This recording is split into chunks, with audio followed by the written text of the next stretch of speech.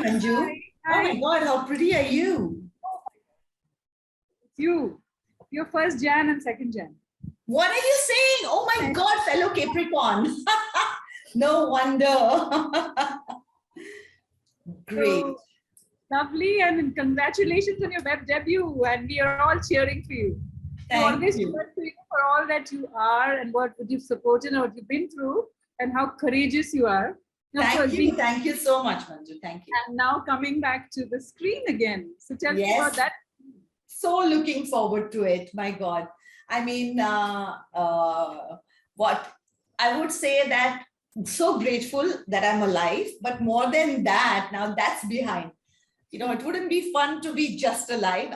Just so grateful to be alive and thriving. That's so important.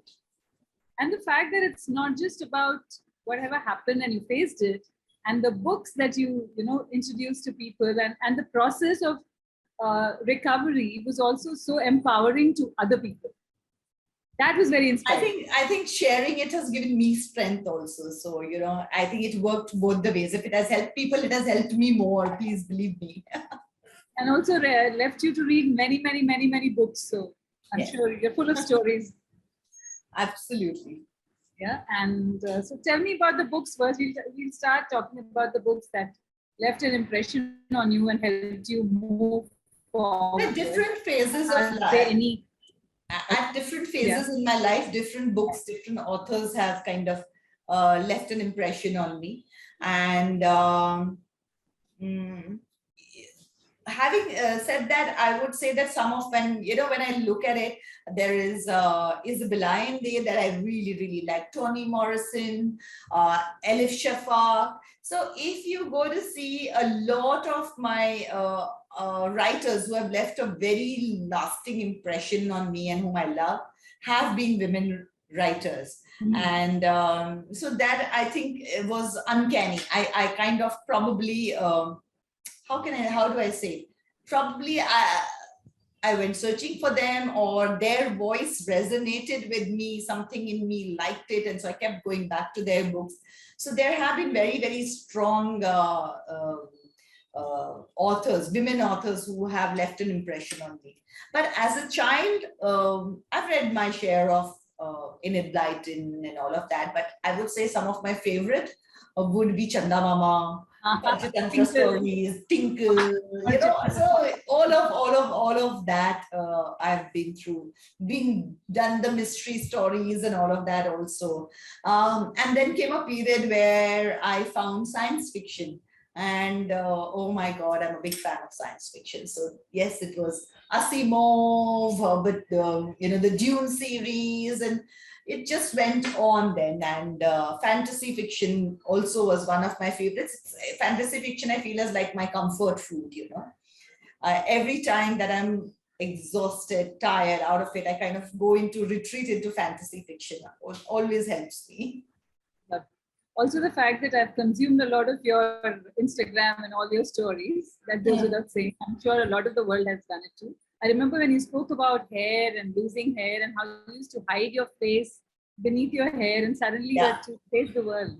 I found that so beautiful. It's almost epiphanic. There's a lot of lived experience, and that makes it so inspiring and so beautiful. And the fact Thank that you. it's your beauty in your different phases of your life. And yeah, that was not so beautiful, but that was what it was. And I think I do feel that we have some parameters of beauty, but beauty is in the eye of the beholder. And for me, what I have realized is that we all aim for perfection, which you never really achieve. And so you spend the time chasing perfection. But more than anything else, for me, what really matters is the fact that you're real. I think when something is real, it is much more beautiful than something that could be perfect. Yeah. So tell me about the role. Tell me about facing the camera again and this entire process and your web debut. It is, yes. I've been facing the camera for reality, and that has been something that I've been doing. But it's been a while since I did my fiction and I mean played a character, because on the reality I'm being myself. So it's not I say what I want to say and what I feel like saying at that time. But here you are playing a character, you're going to be given lines and role and you stick to it and you do that. And it was a while since I had learned my lines and done that. So yeah, I was nervous, excited. And with the way this story is, the way this series is, satisfied is very important. Can you tell us a bit about your role? Amina Qureshi, who is the editor-in-chief of Awaz Bharti, that's the character that I'm playing. And for me, it is more like, what is it that Amina is going through? Because Amina is, she's to become editor-in-chief, you know that she's been through certain amount of journey and has stood for something, has taken that thought process to a certain place. And today she's reached a place where the same thought process is being questioned. Everything is changing around her. And is she going to change, or is she, because how is she going to change? Because she needs to change. There's no option. If she doesn't change, she's not going to survive it. But how is she going to change is the key to it. In the same way as Jaideep's character, which is Dipankar Sanyal, who's the editor-in-chief of Josh 24/7. And there's so many changes that are happening. And how is he adapting to things and or doing well with things? Radha Bhargav is Shriya's character, who plays a reporter, and which is the thought process that she's going to choose, where is she going to go? You're still idealistic, or are you, at some point, all of us in our teens, in our 20s, we are very, very idealistic, and we grow up and we become a little practical, where we realize that you can't be just so idealistic. Right. It is a mixture. Nothing, just pure idealism cannot survive. It needs to be tempered with different things. So that comes to you only with experience and with living a certain amount of life. Yeah. That's what is growing up, the losing of innocence. When you're innocent, you think everything is perfect. It can be perfect. You can be, and you will change everything. And then as you grow older, as you lose the innocence, you realize that it's not just about, I'll change the world, but it's like, how will I change my part of the world or the world around me? And that growing up is painful. And what are the references? And I'm very curious because you're addressing people like my fraternity of people.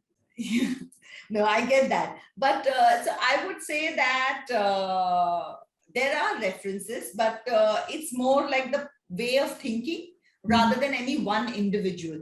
So there would be probably, you take a line of thinking and how that line of thinking has progressed. Right. And that I think would be the reference point. Be it me, I think that's what it would be for Jaideep also, but I think he will answer that question better. But for me, that's what it was. It was not just any one person, but it was the way of thinking, the thought process, the growing up. So there's been a mixture of various thoughts, people to form the character where I'm concerned. Wonderful. Thank you very much for speaking to me. If you can just tell everybody, when are they looking forward to the series, and when is it? On the 10th of the series, The Broken News, drops on the 10th of June on Z5 Global. And I'm really looking forward to it. And I'm looking forward to the feedback that I'll get from all the viewers. I hope you enjoy it. The way I've enjoyed working on it. Thank you very much, Sonali. Pleasure speaking to you. Thank you. Thank you.